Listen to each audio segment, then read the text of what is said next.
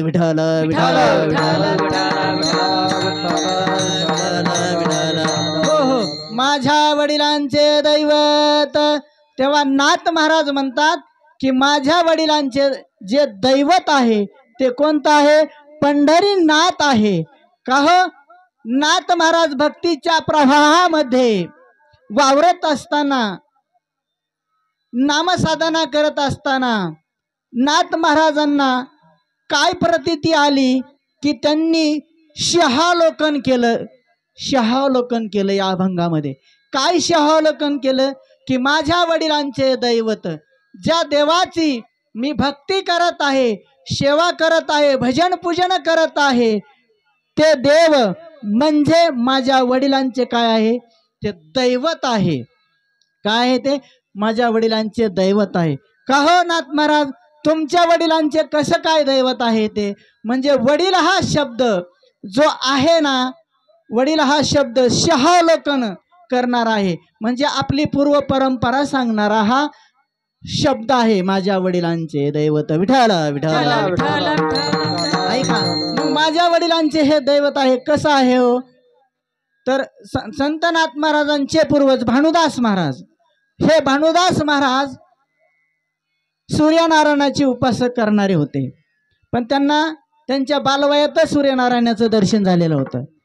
ते भानुदास महाराज हे कर्नाटक मधले होते।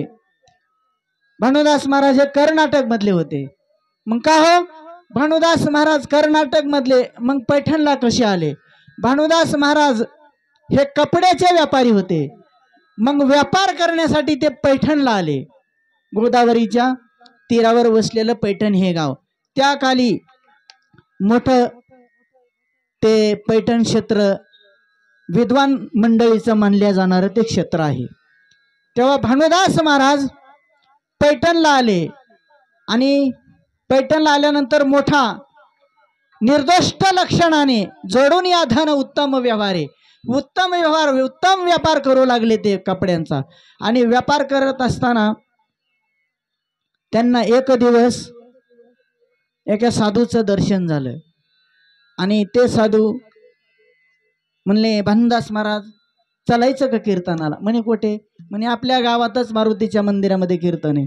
तेव्हा भानुदास महाराजांनी त्या महात्म्याचं कीर्तन ऐकल्यानंतर भानुदास महाराजांना विरक्ती झाली आणि विरक्ती झाल्यानंतर भानुदास महाराज म्हणले, आता बास व्यापार करायचा, बास प्रपंच करायचा। आणि असणारे कपडे, जेवढे कपडे होते तेवढे सर्व वाटून टाकले आणि भक्ती मार्गाला लागले।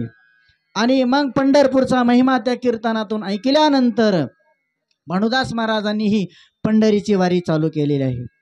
पण काय झालं की आषाढी एकादशीला ज्यावेळेस सगळी वारकरी मंडळी आले, पण कर्नाटक मधला एक राजा होता, तो ज्या राज्यामध्ये जाईल ना राज्यामध्ये त्याला एखादी आकर्षक वस्तू वाटली ना, त्याला वाटायचं ही वस्तू माझ्या राज्यामध्ये असावी। मग तो पंढरपूरला आला आणि पंढरपूरला सर्व वैष्णवांचा वारकरी मेळा तो आनंद गजर कीर्तनाचा तो पाहू लागला आणि तो भारून गेला की कशासाठी हे करत आहेत? ज्याच्यासाठी करत आहेत तो भगवान परमात्मा विठेवर उभा आहे। आणि ते भगवान परमात्म्याला त्या कृष्णदेवरायांनी पाहिल्यानंतर तो म्हटला, ही मूर्ती आपल्या राज्यामध्ये घेऊन जायचं आहे, पण कशी न्यायची? देवाच्या चरणावर डोकं ठेवलं, देवा अरे मी ऐश्वर्य संपन्न राजा आहे, तुझी मनोक्त मी सेवा करीन, कुठल्याहीच प्रकारची उणीव देणार नाही, रोज 5 पक्वान्नाचं नैवेद्य तुला समर्पण करीन, चल माझ्या राज्यामध्ये। आता देवाला बी नाही म्हणता येणार, राजा आहे तो। आणि देव म्हटले, मी येतो राजा, पण माझी एक अट आहे। काय अट आहे? म्हणे एका रात्रीमध्ये मला तुझ्या राज्यामध्ये घेऊन जायचं। दुसरी अट अशी आहे की माझे जे भक्त आहेत, वैष्णवगण आहेत, मी जरी तेथे आलो तरी तेथे माझे वैष्णवगण येतील आणि त्यांचा जर अनादर जर झाला तुझ्याकडून तर मी परत महाराष्ट्रामध्ये येईल, परत पंढरपूरला येईल आणि काय हरकत नाही। तेव्हा अनागोदीच्या राजाने कृष्णदेवरायांनी पांडुरंग परमात्म्याला घेऊन गेले कर्नाटकमध्ये। आणि भानुदास महाराज ज्यावेळेस आषाढी वारीला आले, बालाजी महाराज आल्यानंतर विठोवर भगवान परमात्मा सर्व वारकरी मंडळी निराश झाले, म्हणे ज्याच्या भेटीसाठी आलो तो भगवान परमात्मा विठेवर नाहीये, काय करायचं? मग काय झालं, त्यांना कळालं की अनावधीच्या राजाने कृष्णदेवरायांनी कर्नाटकला देवाला नेलेला आहे. मग भानुदास महाराज म्हणले, काही चिंता करू नका वारकरी मंडळीनो, वैष्णव जनांनो, मी पांडुरंग परमात्म्याला घेऊन येण्याचं काम करणार. म्हणे तुम्ही कसं काय करणार? अहो म्हणे मी कर्नाटकचाच आहे, मला तिथली भाषा येते. तेव्हा भानुदास महाराज देवाला आणण्यासाठी गेले आणि गेल्यानंतर पांडुरंगाच्या चरणावर डोकं ठेवले. देवा, माझे साधे भोळे वारकरी आहेत आणि तुला राजाचं वैभव आवडलं म्हणून तू आलास की काय? तसं काही नाही म्हणे भानुदास महाराज, तसं काही नाही. मग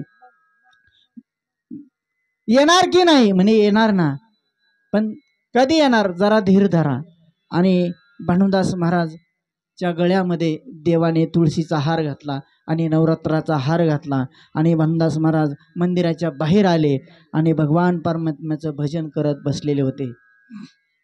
तुंगभद्रा नदीच्या काठावर असणारे ती नगरी आणि तिथे भजन करत ध्यानस्थ बसलेले. पुजारी आले पहाटे 4ला आणि आल्यानंतर पांडुरंगाच्या विठुरायाच्या गळ्यामध्ये नवरत्नाचा हार नाही. कुणी नेला, कुणी नेला? राजाला वर्दी दिली, ए राजान, पांडुरंगाच्या गळ्यामधला नवरत्नाचा हार नाहीये. कुणी चोरला? काही माहीत, कुणास ठाऊक. म्हणून शोध घेण्यास सुरुवात केली तर पांडुरंगाच्या समीपच भानुदास महाराज ध्यानस्थ बसलेले. पाहिल्यानंतर राजाला सांगितलं, राजान, आपल्या नगरीमध्येच चोर सापडलेला आहे आणि त्याच्या गळ्यामध्ये नवरत्नाचा हार आहे पांडुरंगाचा. राजाने तिथूनच आदेश दिला, कोण चोर आहे त्याला तात्काळ सुरावर द्या. सुळावर देण्याची आज्ञा दिलेली आहे. कुणी दिलेली हो? कर्नाटकचा राजा कृष्णदेवराय. का दिली? पांडुरंगाचा हार, नवरत्नाचा हार चोरल्याचा आळ भानुदास महाराजावर आलेला आहे. संत भानुदास महाराज ध्यानस्थ बसलेले आहेत आणि आले ते सेवक आणि 2 बाहुला धरलं, 2 दांडा धरलं. ए ओट, साधूचं सोंग घेतो, देवाचा हार चोरतो. ओट, राजाची आज्ञा आहे. काय आज्ञा आहे? तुला आता, तू चोर आहेस, तू चोर आहेस, तू आरोपी आहेस, तुला शिक्षा म्हणून सुळावर देण्याची आज्ञा आहे. भानुदास महाराज मनामध्ये विचार करतात, काय देवाच्या मनात असेल ते असो. भानुदास महाराजांना विचारलं. कुणी विचारलं? त्यांनी, सेवकांनी विचारलं राजन, ए चोरा, तुला सुळावर द्यायचं आहे, तुझी अंतिम काय इच्छा आहे? काही नाही म्हणे, फक्त पांडुरंगाचं दर्शन. अरे, पांडुरंगाचं दर्शनाला जर आजूक हे नेला तर दुसरा हार चोरेल, म्हणून नाही तुला दर्शन देता येणार. मग त्या भानुदास महाराजांना त्या सेवकांनी सुळावर नेण्याचा प्रवास चालू केलेला आहे. सुळाच्या समोर नेलं. हे पाहिला काय हा सूळ? तुला या सुळावर देण्यात येणार आहे. तेव्हा पांडुरंग परमात्म्याचं स्मरण केलं भानुदास महाराजांनी. ए देवा, तुला काही वाटतं की नाही?